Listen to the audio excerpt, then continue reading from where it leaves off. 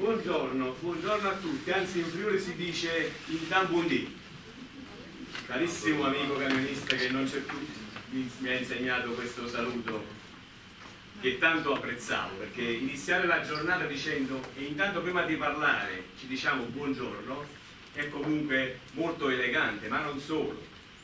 Anche il Signore ci dice che prima di svegliarci dobbiamo dire buongiorno, ma buongiorno a Lui per quello che ha fatto per noi, per la giornata, anche se dovesse piovere come oggi, che magari in Friuli non c'è una bellissima giornata, ma ci sono questi colori autunnali che sono stati comunque creati dal nostro Signore, dal nostro Dio, come è scritto infatti nel versetto numero 5 di Isaia 54: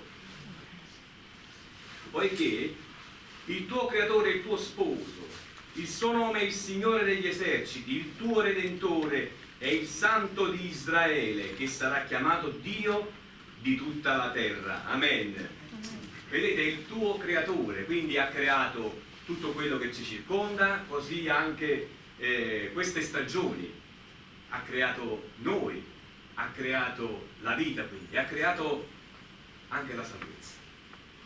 Il suo nome è il Signore degli eserciti. Sembra un nome forte, ma è così.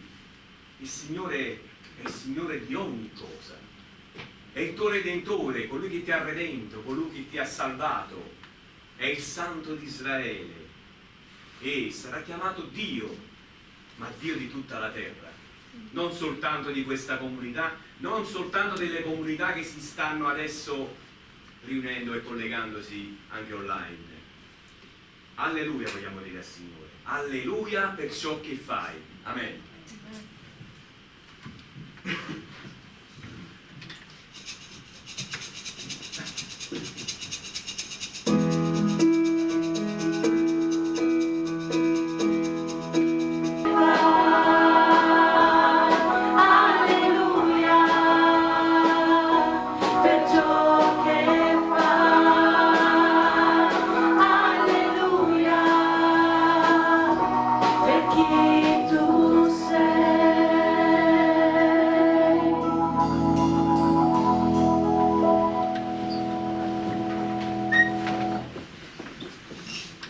Alleluia, alleluia per ciò che fai, Signore, alleluia per chi tu sei, creatore, Signore. Adesso vivi in noi, Signore, e vivi in mezzo a questa sala in questo momento, Signore, perché stiamo parlando di te. Vogliamo lodare e innalzare il tuo nome. Solo tu, Signore, meriti ogni cosa. Conduci tu questo culto, conduci tu questa giornata. Santifica questa giornata nel nome potente di Gesù. Amen. Amen. E nel Vangelo di Giovanni, al capitolo 14, versetto 6, ci dice Gesù così. Gesù gli disse: io sono la via, la verità e la vita. Nessuno viene al Padre se non per mezzo di me. Forse stai ponendo la tua fiducia in qualcun altro. Forse stai ponendo la tua fiducia in un uomo, non lo so, in una donna, non lo so. Forse stai ponendo la tua fiducia in una persona dello spettacolo, della politica, io non lo so, ma Dio lo sa. E Gesù lo sa, è Gesù però che ti dice: io sono la via, la verità e la vita. Non c'è un'altra strada, la via, l'unica strada. La verità, un'unica verità, ne abbiamo tante nel mondo, no? Gesù è l'unica verità, è la vita. Sul mondo ne hai solo una sola vita su questa terra, ma Gesù ti offre un'altra vita, la vita eterna, e non è poco. E allora vogliamo dire al Signore: Signore, indietro non tornerò, perché in te ho trovato la vera vita. Canta con noi.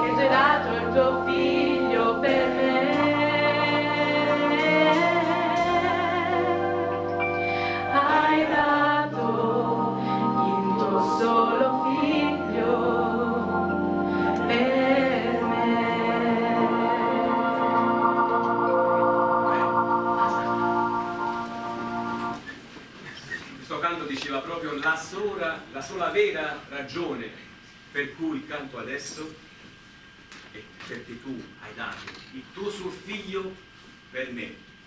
Amen.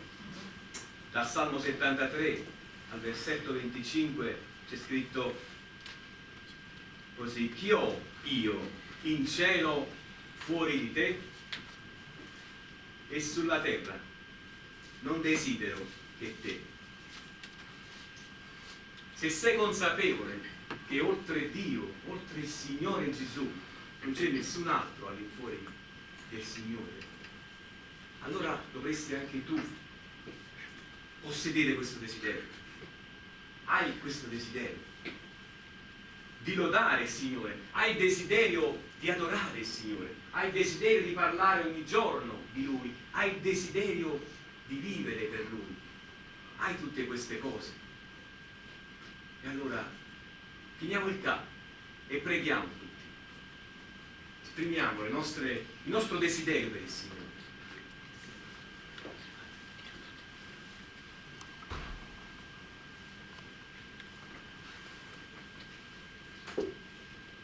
Grazie per il privilegio da parte mia, grazie perché possiamo venire a te con una parola, che un giorno sei entrato nella nostra vita, ci hai salvati, ci hai riscattati, ci hai trasportati in un terreno in altro, torniamo a tuo spirito, stamattina vogliamo darti gloria, vogliamo onorarti, vogliamo onorarti, il solo vero Dio.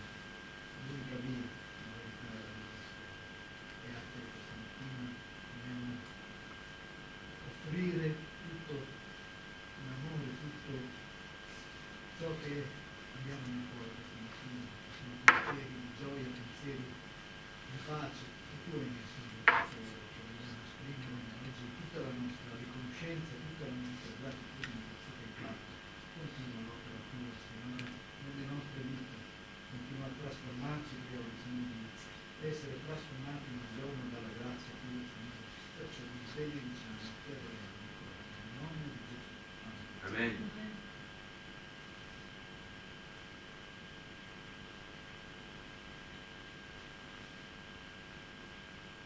Ti adoriamo questa mattina, Signore, perché possiamo alzare il nostro capo, possiamo alzare il nostro capo e guardare il cielo, identificarti, Signore, come colui che è l'assoluto, colui che è al di sopra di ogni divinità, Signore. Tu sei sempre riaffermato su tutto il creato e su tutto, Signore. Ti adoriamo questa mattina, Signore, con la consapevolezza di trovare in te un rifugio, di trovare consolazione, di trovare anche appagamento. E infatti, Signore, proprio sulla terra che capiamo come agisci, come ti muovi e come solleciti le nostre vite. Proprio qui nella dimensione reale della quotidianità, come questo giorno che tu ci hai dato, capiamo e comprendiamo nella tua grazia che tu sei con noi, Signore, sei in mezzo a noi. Stamattina come popolo sentiamo questa forza, questa spinta di ringraziarti, di esserti riconoscenti. Gloria a te. Nel nome di Gesù. Amen. Amen. Lode a te, oh Signore, perché tu sei stato per me, perché tu sei stato per noi un rifugio in molti momenti della mia vita, della nostra vita, Signore. Lode a te, Signore, perché tu ci insegni a contare i nostri giorni, ad acquistare un cuore saggio. Tu ci insegni la vita, ci indichi ogni giorno il cammino di Gesù Cristo, Signore. Ti preghiamo, Signore, di fare di noi dei testimoni di Gesù Cristo, della tua parola, Signore. Nel nome potente di Gesù Cristo ti chiediamo, fai di noi dei testimoni di Lui, Signore, della sua gloria, della salvezza che viene solo a Lui. Amen. Amen.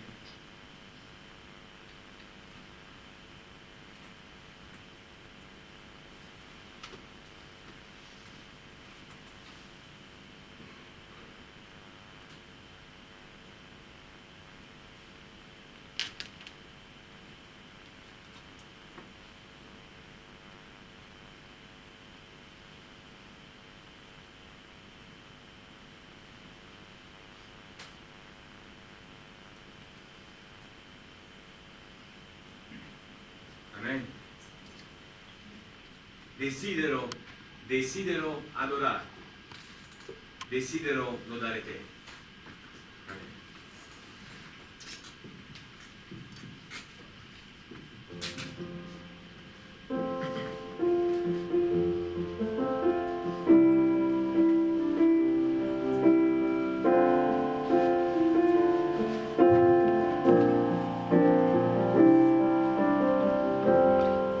Quando penso al tuo amore per me, quando penso alla grazia mostrata, quando penso al tuo sangue per me, io non riesco a trattenere il mio canto per te. Desidero adorarti, desidero lodare te, desidero onorarti, desidero piacere a te, Gesù.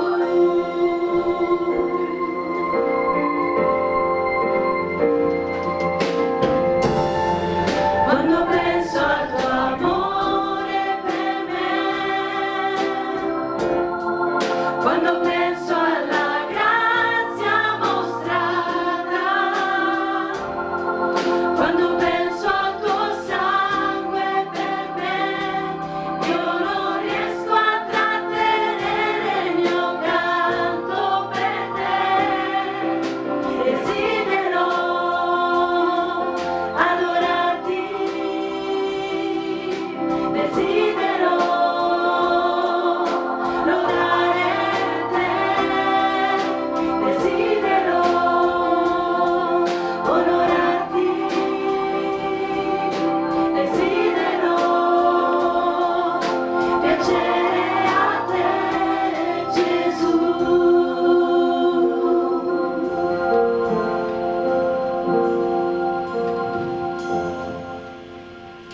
Signore, desideriamo onorarti e desideriamo solo piacere a te, Signore. Allora guida tu le parole del fratello Vinci e grazie per gli insegnamenti che ha messo nel suo cuore, Signore, e che adesso, Signore, il fratello Vito vuole anche condividere con noi. Amen.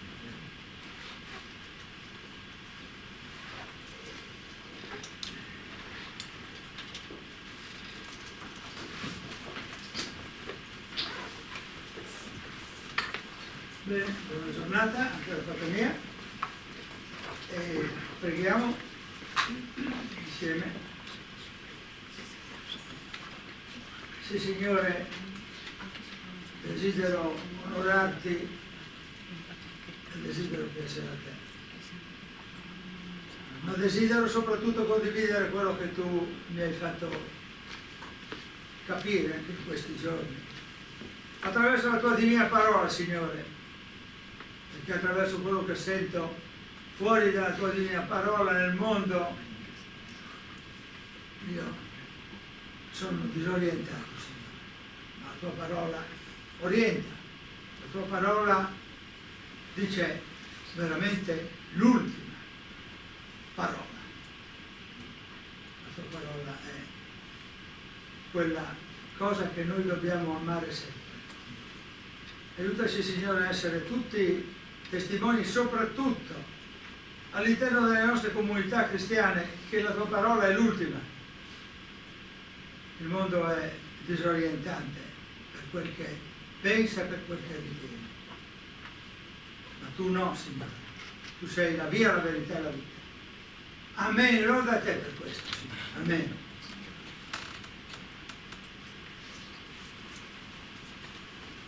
Abbiamo una certezza.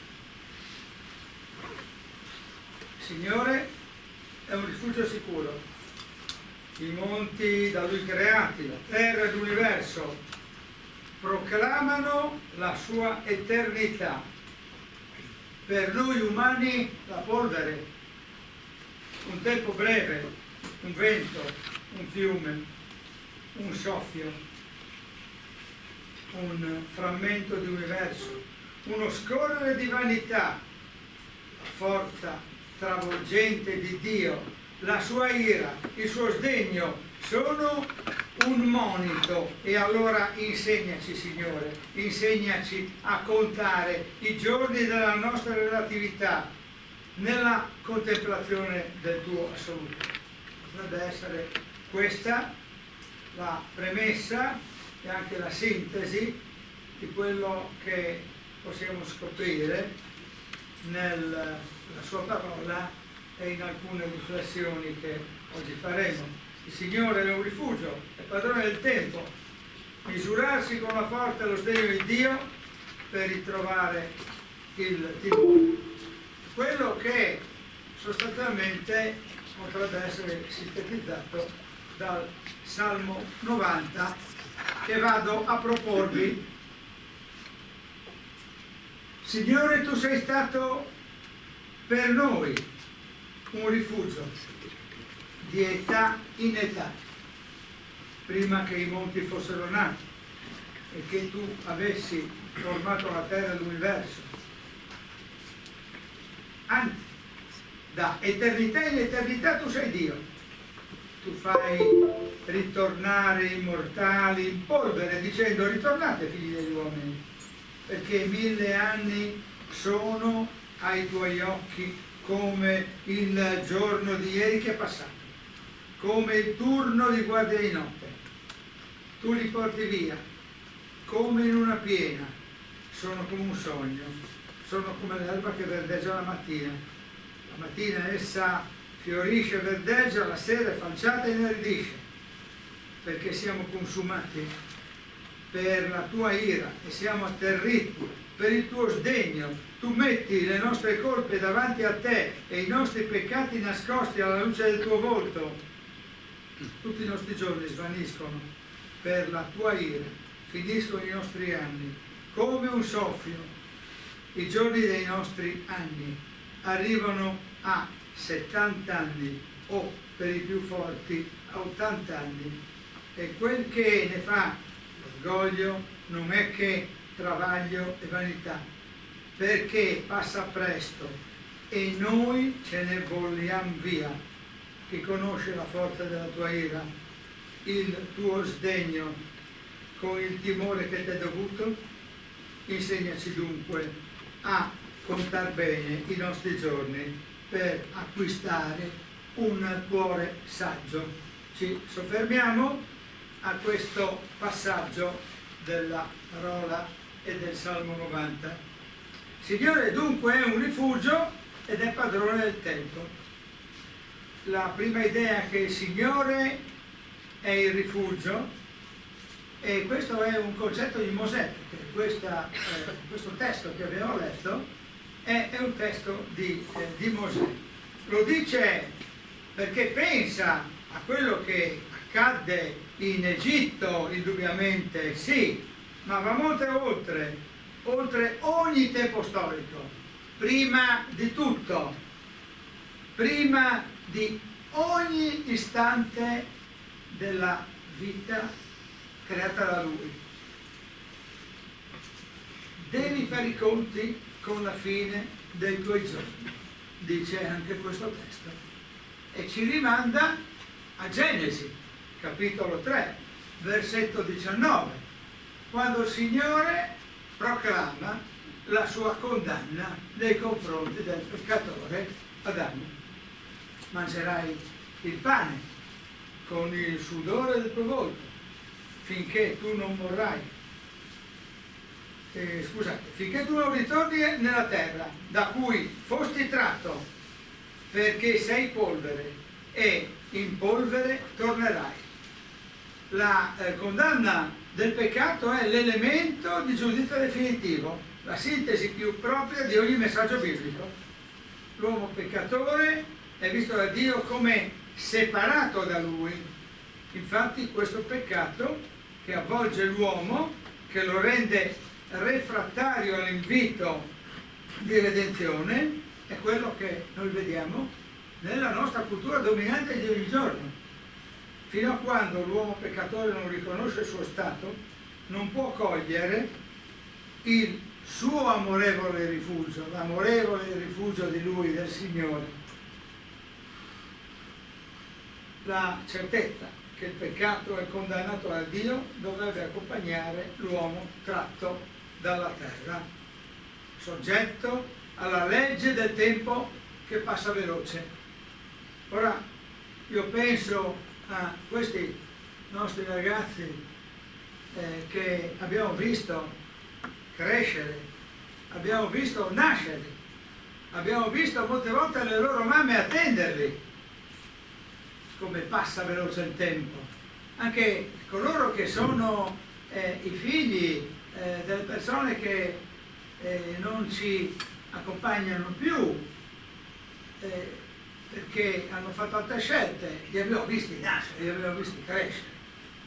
Il tempo è veramente divoratore ed ecco perché il tempo divora così velocemente, ecco perché le rotture, le fratture sono più faticose, sono più dolorose, perché le separazioni tra le persone sono motivo di tristezza, perché vorremmo che quel poco tempo, perché il tempo è veloce, lo potessimo passare tutti assieme. È bello vivere tempi molto lunghi, però per il Signore i tempi si dilatano e si innestano nell'università dell'incommensurabile. Pensate un po' come se fosse un luogo dove si studia. 1000 anni, come il giorno che è passato. Per noi esiste il tempo spicciolo, come si suol dire. Oggi non sono riuscito a fare nulla, quante volte l'abbiamo detto. La mattina mi è volata in questo impegno, il pomeriggio volatizzato anche questo. Spesso abbiamo la percezione di aver polverizzato la giornata. Magari non è vero, in realtà abbiamo fatto molte cose, forse abbiamo parlato con un amico e ci sta anche questo, forse abbiamo aiutato qualcuno, forse soltanto risposto a qualche domanda, ma abbiamo avuto l'impressione che il tempo sia sfuggito. Sono passati 30 anni e i figli sono cresciuti, sono usciti di casa, oppure se siamo più indietro, il momento più critico per i genitori è quando i figli escono dall'infanzia ed entrano nell'adolescenza. Questa è la fase della scuola media verso la superiore di solito, no? Anni volati, mi sembra ieri, quante volte abbiamo sentito i nostri amici, conoscenti dire: ti ricordi ieri? E non era ieri, era 20 anni fa, tuo figlio e mio figlio uscirono dalla scuola elementare insieme e noi li vedevamo arrivare da questo cancello, varcare la porta della scuola e venivano e noi li accoglievamo, salivamo in macchina, partivamo. Ci siamo sentiti dire qualche volta queste cose, e questa dimensione del tempo è amplificata nella parola di Dio. 1000 anni sono ai tuoi occhi come il giorno di ieri che è passato, sta scritto. C'è una continua tensione nel tempo, tutto scorre veloce. Pensate, siamo arrivati tutti qui in macchina questa mattina, appartiene già al passato quello che è successo, abbiamo messo giù la vettura, è già il passato, un passato che non ritorna più. Pensate al turno delle guardie, alla città di un tempo, ma anche chi ha fatto il servizio militare, ha fatto la guardia, si ricorda quanto lunga è la notte per chi fa la guardia. Eppure il turno di guardia passa veloce, in realtà lo guardi dopo, è un soffio, l'umanità se ne va come una piena di un fiume, la velocità dell'acqua nelle tragedie, la vediamo, no? Alla televisione, le acque che si portano via, scorie d'alberi in terra, e la parola di Dio dice che il tempo che passa è anche come un sogno veloce, che non ti ricordi più, ombre.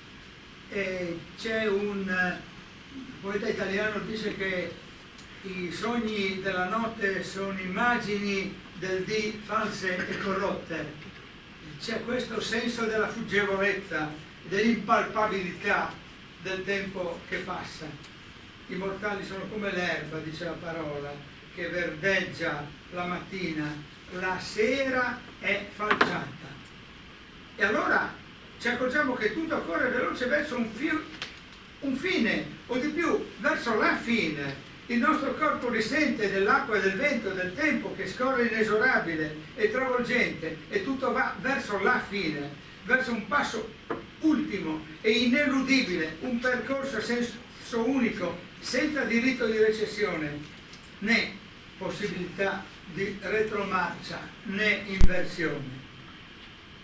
Perché questo passo veloce? Perché siamo consumati dalla tua ira, versetto 7. L'ira di Dio ha prodotto la morte. Lo sdegno di Dio troneggia davanti al rifiuto dell'uomo di sottomettersi alla sua autorità.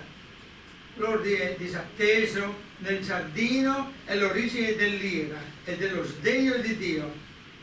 Ma che colpa ne ho io del peccato primitivo?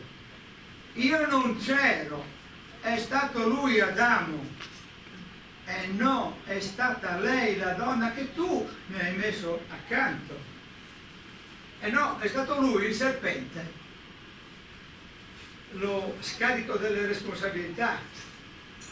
La preghiera di Mosè, questo Salmo 90. Siamo noi, non gli altri.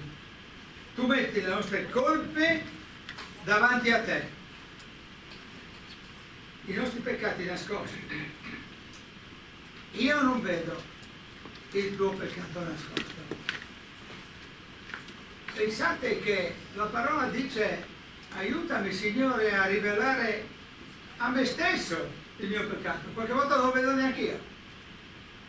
Io non vedo il tuo peccato nascosto. Tu mi puoi negare il tuo mondo, non lo saprò mai quello che stai pensando adesso di me, quello che pensi in altre occasioni di me, quello che pensi della vita, quello che tu fai contro la legge di Dio. Se fai qualcosa contro la legge di Dio, io non lo saprò mai.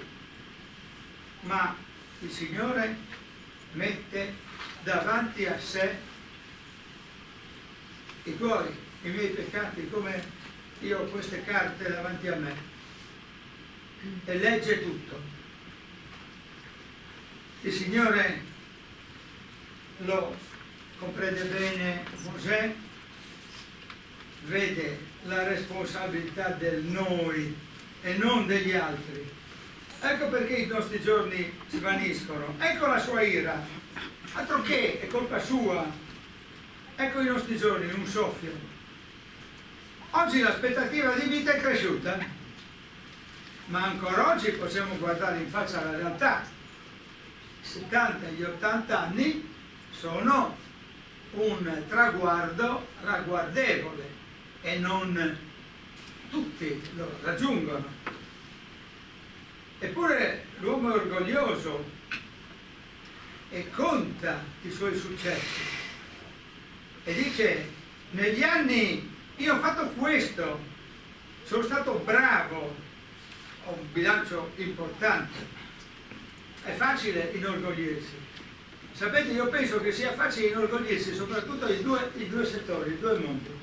Nel mondo economico ho fatto veramente bene il mio mestiere, ho prodotto veramente tante realtà, ho dato vita a mondi aziendali. E nel mondo culturale ho studiato, ho scritto, ho fatto 3.000 articoli, dice il giornalista? Io penso che un giornalista come, senza far nomi, giornalisti del Corriere della Sera, del Giorno, del Giornale Nuovo, siano giornalisti che producono un centinaio di articoli alla settimana. Pensate quanti articoli vengono fuori in 30 anni, in 40 anni di lavoro. Eppure il salmista dice: tutto questo è vanità, è la fragilità della vita che vola via, passa tutto. E noi vogliamo, chi ha vissuto le giornate di vento sa che cosa vuol dire quando il vento porta via le piccole cose, la polvere. E allora la forza dell'ira di Dio, lo sdegno, il timore che gli è dovuto, bisogna conoscerli, bisogna comprenderli, bisogna temere il Signore.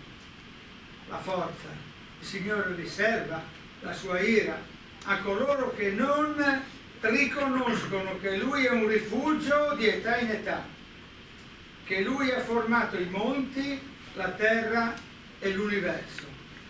Lo sdegno verso coloro che non riconoscono il suo sdegno stesso, il suo sdegno di fronte al peccato, che ha causato il ritorno in polvere, cioè la morte, rivela il timore di sé. A coloro che lo temono quando Lui mette tutte le nostre colpe davanti a sé e ce le indica, ce le fa vedere ad una.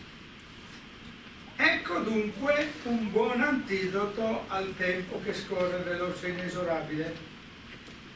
Ecco un controveleno: il riconoscimento della forza di Dio, del suo sdegno e del suo timore. Forza creante, sdegno di fronte alla ribellione della creatura e timore del giudizio. Solo così potremmo contare bene i nostri giorni. Come fare a contare? Dio ci insegnaci, oh Dio, con la preghiera e con il libro, perché il tempo scorre. Il tempo che scorre dovrebbe farci vedere con più precisione i contorni dell'esistenza umana e utilizzare al meglio il nostro tempo, questa pochezza che vola via come il vento che passa sopra le cose. La forza, l'ira e lo sdegno. Ci sono 2 episodi negli Atti degli Apostoli che vi voglio fare vedere questa mattina, e così ci richiamano anche all'attenzione che dobbiamo tutti avere nei confronti del libro degli Atti degli Apostoli che stiamo studiando nei nostri incontri del venerdì. Il primo episodio ci viene da Atti 5, i versetti sono dall'1 al 5. Ma un uomo di nome Anania, con Saffira, sua moglie, vendette una proprietà e tenne per sé parte del prezzo, essendone consapevole anche la moglie, e un'altra parte la consegnò, deponendola ai piedi degli apostoli. Ma Pietro disse: Anania, perché Satana ha così riempito il tuo cuore da farti mentire allo Spirito Santo e trattenere parte del prezzo del podere? Se questo non si vendeva, non restava tuo, e una volta venduto o ricavato non era a tua disposizione, perché ti sei messo in cuore questa cosa? Tu non hai mentito agli uomini ma a Dio. Anania, udendo queste parole, cadde e spirò, e un gran timore prese tutti quelli che udirono queste cose. Quelli che udirono questo racconto furono pieni di timore, e forse anche noi oggi, dopo tanti secoli, ci chiediamo come mai un giudizio così duro. La forza del giudizio è espressione dell'ira di Dio e del suo sdegno. Il secondo episodio è ancora negli Atti ed è al capitolo numero 12. I versetti sono tra 20 e 23. Erode era fortemente irritato contro i Tiri e i Sidoni, ma essi di comune accordo si presentarono a lui e, guadagnato il favore di Blasto, ciambellano del re, chiesero pace perché il loro paese riceveva i viveri dal paese del re. Nel giorno fissato Erode indossò l'abito regale e sedutosi sul trono tenne loro un pubblico discorso e il popolo acclamava, voce di un Dio e non di un uomo. In quell'istante un angelo del Signore lo colpì perché non aveva dato la gloria a Dio e roso dai vermi morì. La forza del giudizio che si esprime con la morte, espressione dell'ira e dello sdegno di Dio. Ma che rapporto c'è tra forza, sdegno, timore e tempo? Il tempo di Dio è tempo di attesa.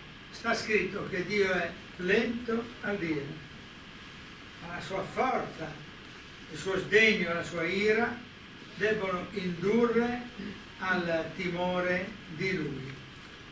Il tempo di Dio è tempo di forza, è sdegno, è timore. La congiunzione di queste tre componenti del carattere del Signore le vedremo nel tempo che Lui deciderà. Oggi le possiamo soltanto leggere in Apocalisse al capitolo 21 tra i versetti 1 e 8. Poi vidi un nuovo cielo e una nuova terra, perché il primo cielo e la prima terra erano scomparsi e il mare non c'era più. E vidi la santa città, la nuova Gerusalemme scendere dal cielo da presso Dio, pronta come una sposa adorna per il suo sposo. Udì una gran voce dal trono che diceva: ecco il tabernacolo di Dio con gli uomini, egli abiterà con loro, essi saranno suoi popoli e Dio stesso sarà con loro e sarà il loro Dio. Egli asciugherà ogni lacrima dai loro occhi e non ci sarà più la morte, né cordoglio, né grido di dolore, perché le cose di prima sono passate. E vidi colui che siede sul trono, disse: ecco, io faccio nuove tutte le cose. Poi mi disse: scrivi, perché queste parole sono fedeli e veritiere. E aggiunse: ogni cosa è compiuta.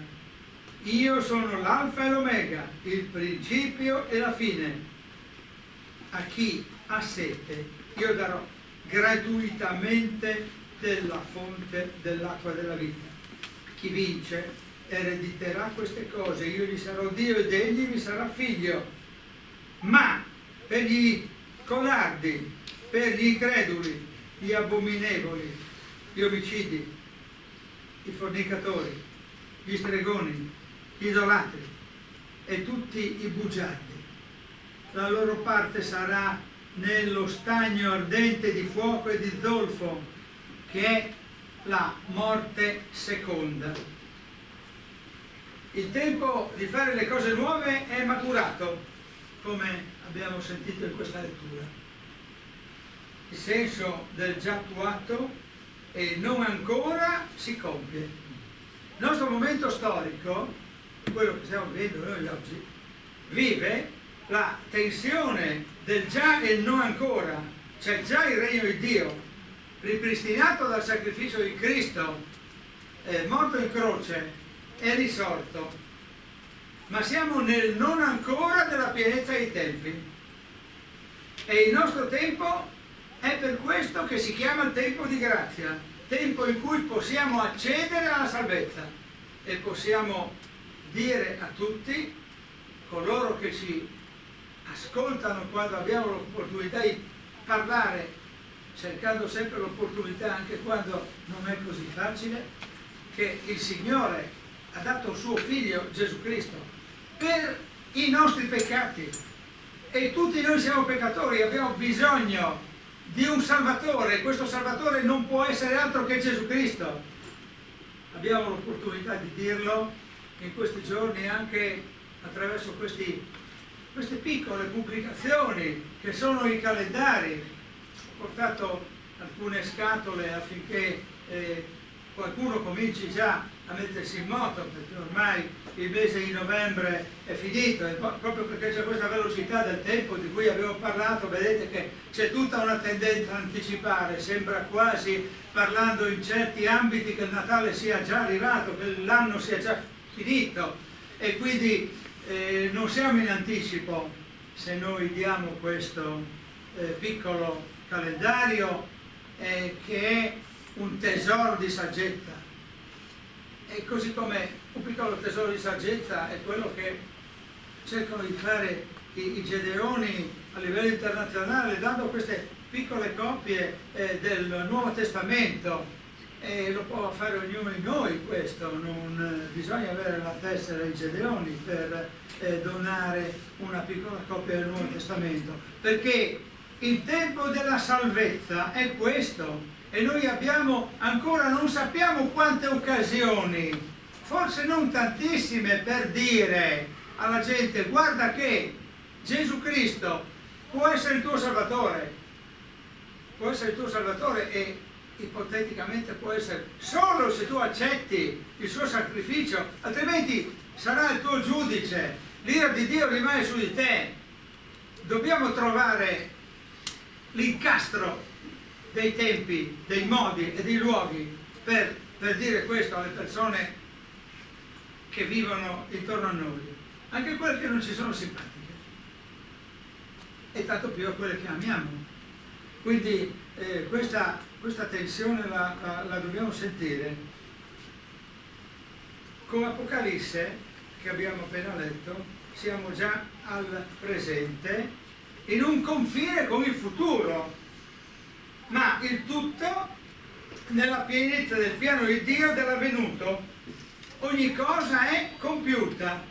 L'alfa, l'omega storico, è principio creante Adamo, è principio giudicante sei sabbia, ma è anche forza attuativa che si esprime nello sdegno verso, guardate quante categorie di persone: increduli, abominevoli, omicidi, fornicatori, stregoni, idolatri, bugiardi, verso costoro l'ira solenne ed eterna.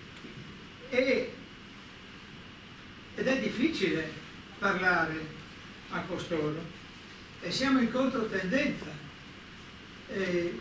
Sono andato a teatro ieri a vedere uno spettacolo di un musicista di cui non faccio il nome, che se lo facessi tutti voi lo riconoscereste. E questo musicista è un intellettuale, secondo il mio punto di vista di alto spessore, e ha parlato di un altro artista, di un'altra artista, di un artista dell'arte figurativa. Anche questo nome non voglio farlo.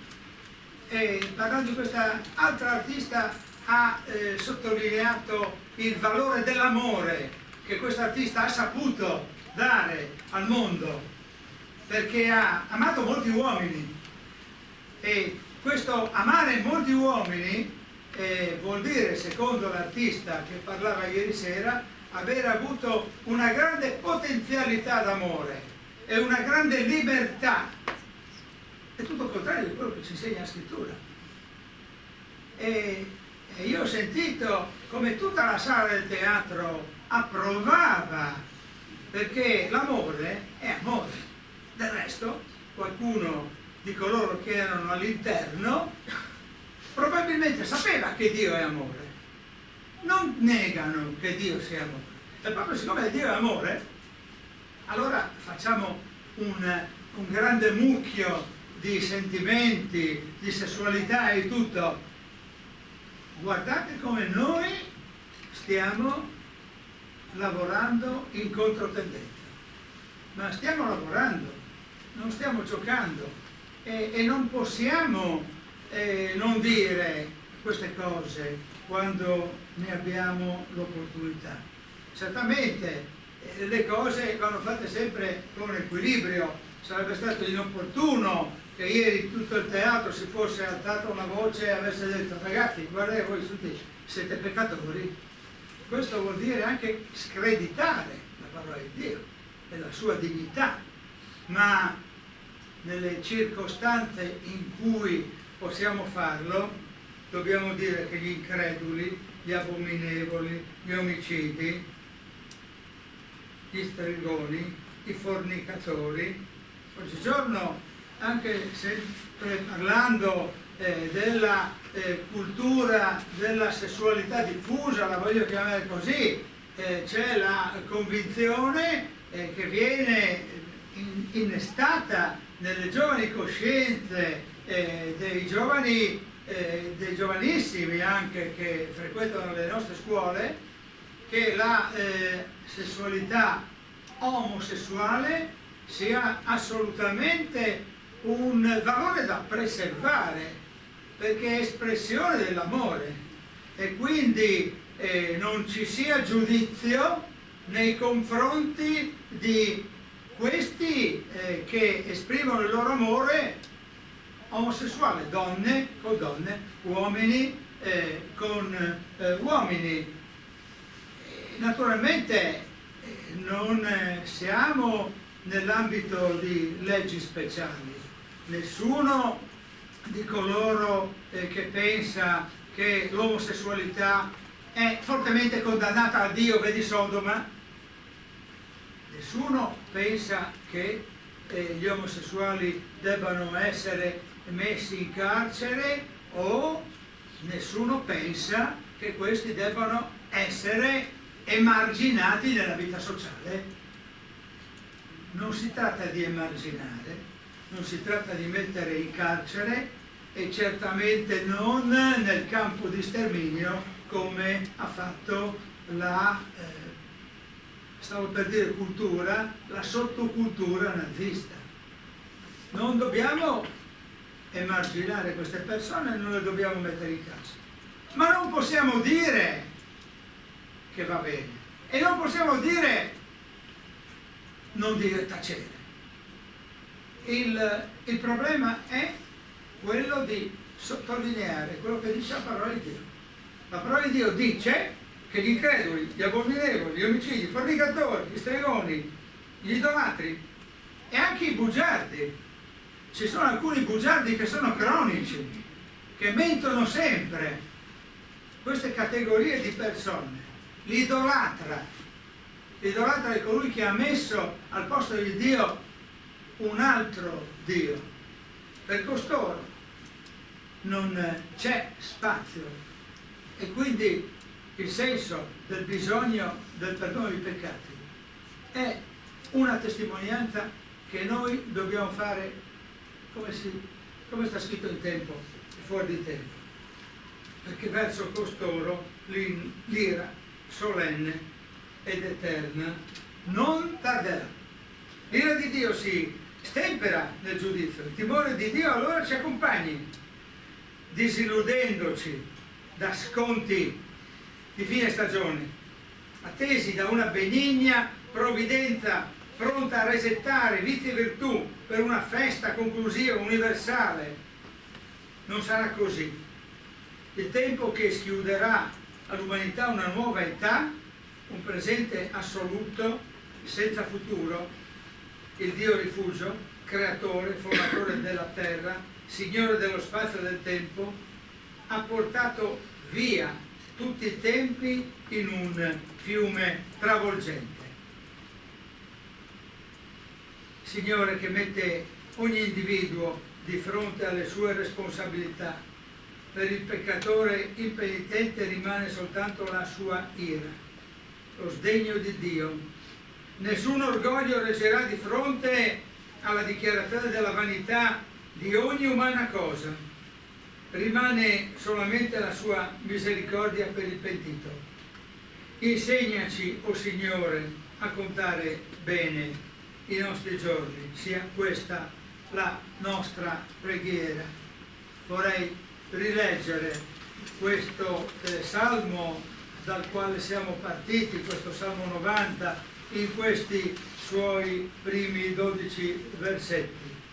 Signore, tu sei stato per noi un rifugio d'età in età, prima che i monti fossero nati, che tu avessi formato la terra e l'universo. Anzi, da eternità in eternità tu sei Dio. Tu fai ritornare i mortali in polvere, dicendo: ritornate, figli degli uomini, perché 1000 anni sono ai tuoi occhi come il giorno di ieri che è passato, come un turno di guardia di notte. Tu li porti via come in una piena, sono come un sogno, sono come l'erba che verdeggia la mattina, e la mattina essa fiorisce e verdeggia, la sera è falciata e inaridisce, poiché siamo consumati per la tua ira, siamo atterriti per il tuo sdegno. Tu metti le nostre colpe davanti a te e i nostri peccati nascosti alla luce del tuo volto. Tutti i nostri giorni svaniscono per la tua ira. Finiamo i nostri anni come un soffio. I giorni dei nostri anni arrivano a 70 anni, o per i più forti a 80 anni, e quel che ne fa l'orgoglio non è che travaglio e vanità, perché passa presto e noi ce ne vogliamo via. Chi conosce la forza della tua ira e il tuo sdegno con il timore che ti è dovuto? Insegnaci dunque a contare bene i nostri giorni per acquistare un cuore saggio. Amen. Preghiamo. Signore, di fronte alla tua parola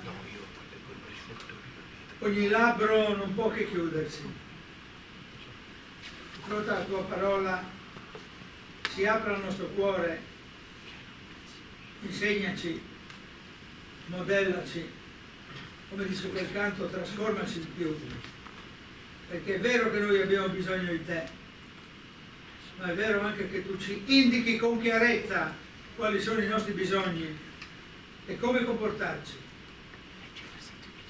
Sia gloria al tuo nome, Signore, sia gloria al nome di Gesù Cristo. Amen.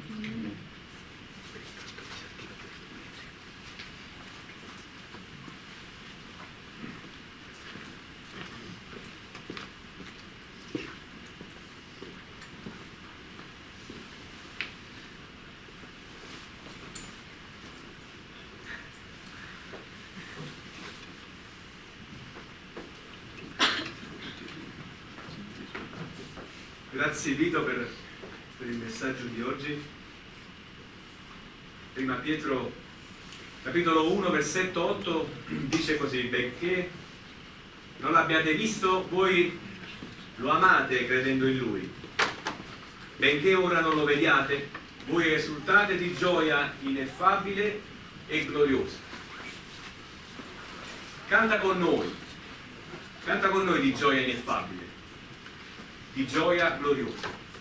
Canta con noi e dopo buona domenica.